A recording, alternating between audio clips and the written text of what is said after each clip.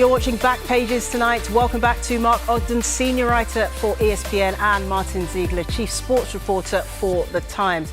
Let's get straight to the Scottish Daily Mail. They've gone with the headline, "Up and Running. Scots off to a positive start on road to World Cup."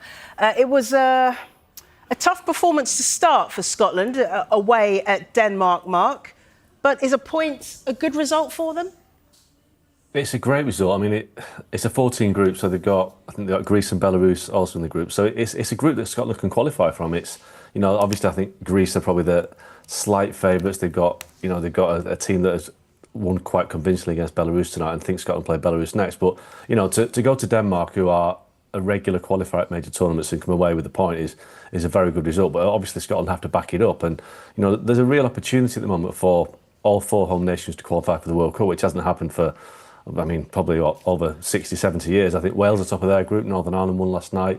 They've got Germany away in Cologne next week. So there is a real opportunity for these nations to build on the good starts. But for Scotland, 0-0 draw in Denmark, game against Belarus to come. They've got a very good chance of qualifying, and this result tonight will help them. Yeah, what do you make of the chances of getting to a first World Cup finals, Martin, since 1998?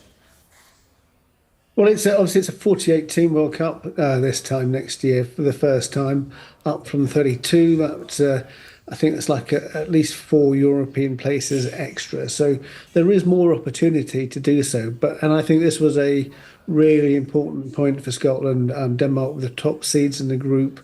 As Mark mentioned, Greece are very, very strong. They've got some terrific young players.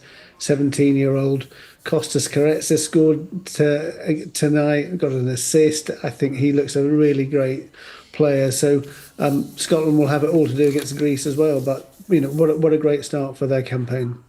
And some good performances, particularly from the likes of Scott McTominay, Mark. Yeah, listen, Scott McTominay's become a major player now. I think that the Scots have taken a lot of pride from the fact that he's gone to Napoli and had a great season, been nominated for the Ballon d'Or. He's a cult hero in Italy. Exactly, yeah, and I think, but I think Scotland are building off the back of that. I think that it's given them the confidence that they are now producing players that can compete at the top level. Certainly in recent years, Scotland have struggled to produce that kind of player, but Scott McTominay is now leading that line of players that are going to the major leagues in Europe and thriving. So Scott McTominay can. Andy Robertson is another one who's done really well at Liverpool, as we know. I think Scotland have got a good crop of players that this could be their time. It's been too long, really. It's been 1998, like Martin says. So it is probably Scotland's time. They've got a good group and they can actually build on this result tonight and go all the way to the States, Mexico and Canada. Yeah, Martin, just staying with Scott McTominay, Manchester United fans might be looking at him thinking, well, we never saw that side of him, the way he's playing at Napoli. Yeah, well, they never played him in the right position, I think, did they? I mean, Mark probably knows much more about this than I do, but from my perspective, I thought he was never given the sort of freedom that he has at Napoli, where he's been creating goals and scoring goals for fun. He never quite seemed to have, perhaps he didn't have the service or didn't have the players around him or didn't play in the right position. But I don't think that was anything to do with him. I just think it was the circumstances. Would he have been a Ruben Amorim-style player, Mark, McTominay? Well, I mean, to Martin's point, obviously Bruno Fernandes plays in that more advanced role, and we know that Bruno Fernandes plays all the time. He's never injured, he never misses games. So I think that was a problem for Scott at the time. But I think obviously what Man United lack right now is legs and energy in midfield, and Scott McTominay gives that in abundance. So I think he could have been a Ruben Amorim player. It's a shame that United let him go for £25 million. It seems like a bit of a bargain for Napoli, but that's Man United in recent years. They've made some bad decisions, incomings and outgoings. But yeah, they would have been a better team with Scott McTominay for sure. OK, let's move on, gents. I'm going to say it, the I word, Isak. We're still talking about him. Dan Burn, his former teammate at Newcastle, has been speaking to the media on England duty. He says that Isak didn't burn his bridges with pals, as you can see there in the mirror, and that he's still best of mates with Alexander Isak, despite his move to Liverpool and all that went down. Martin, what do you make of this? I think it's a sense that he understands, Dan Burn, how the fans are feeling of Newcastle, but it isn't necessarily how his former Newcastle teammates are feeling. Yeah, I think it was a sort of very diplomatic response by Dan Burn when he was asked about this. I mean, he's not going to have a big go at his former teammate. I think there's a sort of players' code that you don't sort of do that when it comes to sort of transfer moves.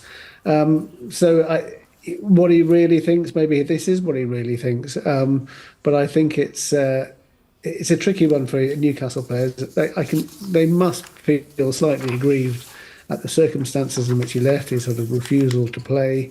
I think some people within the Newcastle squad might think that's not the way to go about it. But Dan Burn is very conciliatory, and yeah, maybe he's still good mates with him and exchange text messages, and looking forward to giving him a hard time when Newcastle play Liverpool. Yeah, the Star have picked up on this as well. They say no anger at way Isak left Toon.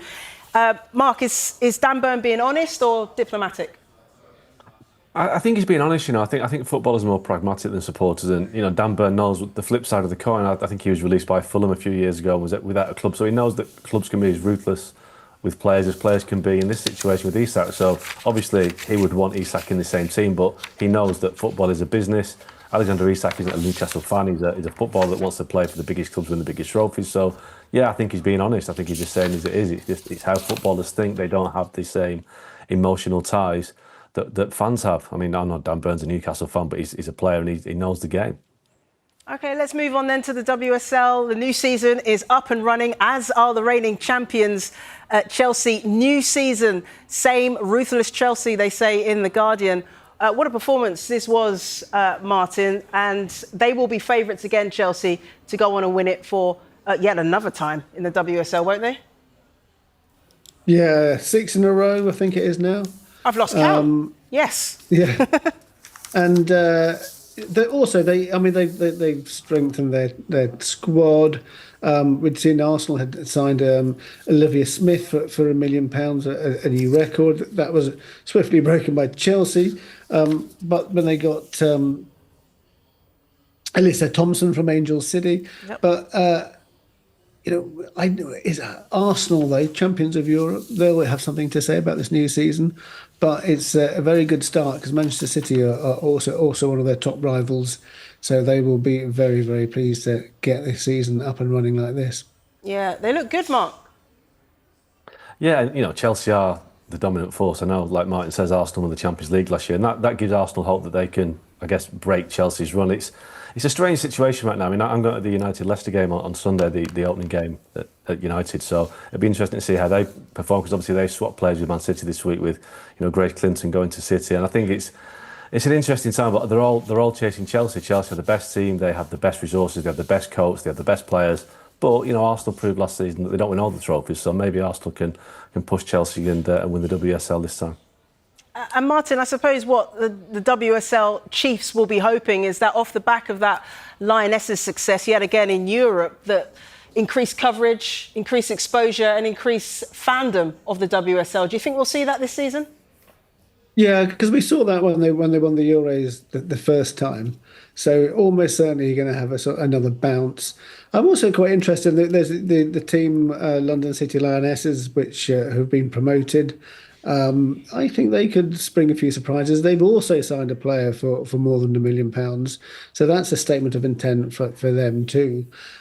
So let's see how things turn out. But I'm sure we're going to see big crowds, bigger than we had last season. Again, because of the Euro success. I think Arsenal, I'm saying they've sold something like 17,000 season tickets for the Emirates. Going to have to leave it there, Martin. Sorry to interrupt you. Time has got against us. Thank you so much for coming, Mark and Martin. Coming up next, more on the US Open and Carlos out.